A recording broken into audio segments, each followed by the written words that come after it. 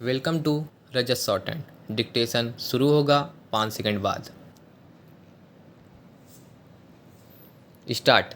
लोकतंत्र में किसी भी चुनाव की शुचिता इस बात पर निर्भर करती है कि जनप्रतिनिधि के चयन की प्रक्रिया कितनी संवैधानिक, निष्पक्ष और पारदर्शी है।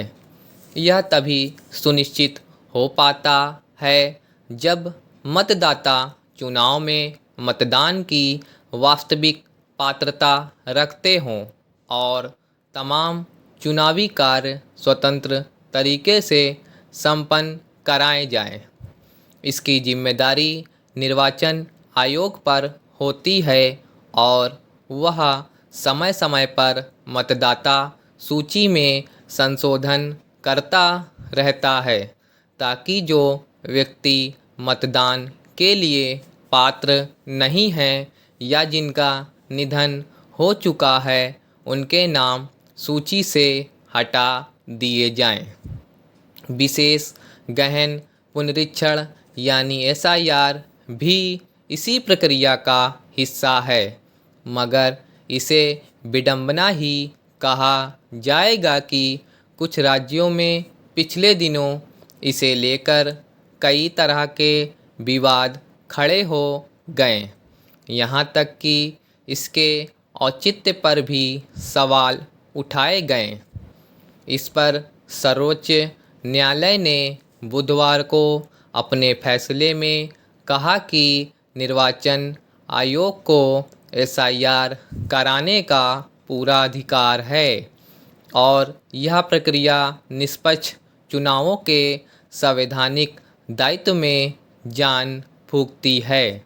स्वतंत्र और पारदर्शी तरीके से चुनाव की अनिवार्यता को आगे बढ़ाने में यह महत्वपूर्ण कड़ी है। गौरतलब है कि बिहार विधानसभा चुनाव से पूर्व राज्य में शुरू किए गए विशेष गहन पुनरीक्षण को लेकर सबसे पहले सवाल उठे थे। विपक्षी दलों ने इस प्रक्रिया के समय को लेकर प्रश्न उठाया था। उनका कहना था कि चुनाव से ठीक पहले ही यह प्रक्रिया क्यों शुरू की गई, जबकि निर्वाचन आयोग इसे 1 साल पूर्व भी करवा सकता था। इसके बाद आधार कार्ड को नागरिकता का प्रमाण पत्र स्वीकार नहीं करने को लेकर भी विवाद हुआ, जो सर्वोच्च न्यायालय तक पहुंचा और अंततः निर्वाचन आयोग को इस मामले में अपने कदम पीछे खींचने पड़े।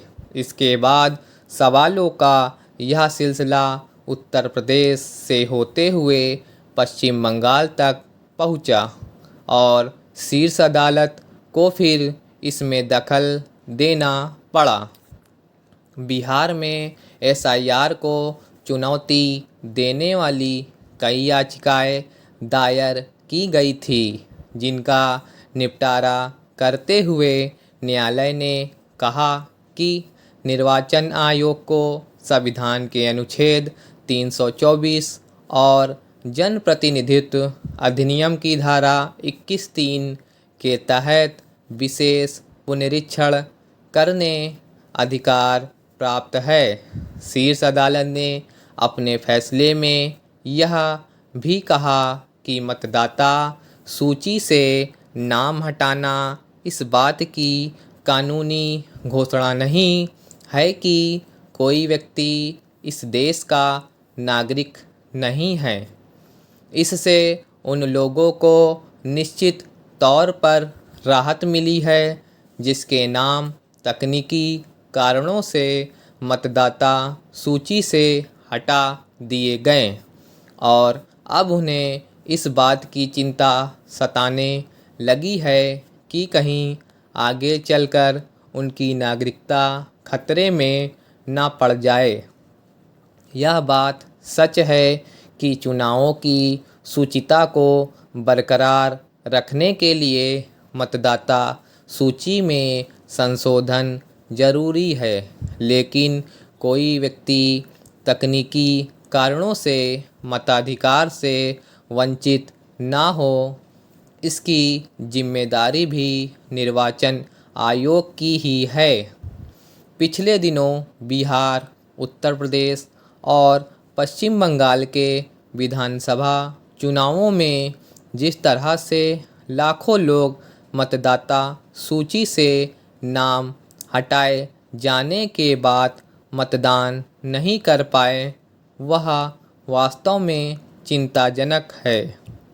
हालांकि मताधिकार से वंचित होने की स्थिति रोकने के लिए शीर्ष अदालत ने निर्वाचन आयोग को निर्देश दिया है कि नागरिकता के आधार पर हटाए गए सभी नामों के मामलों को 4 सप्ताह के भीतर सक्षम प्राधिकारी के पास भेजा जाए और उन्हें अगले विधानसभा या स्थानीय निकाय चुनावों से पहले अपना निर्णय देना होगा।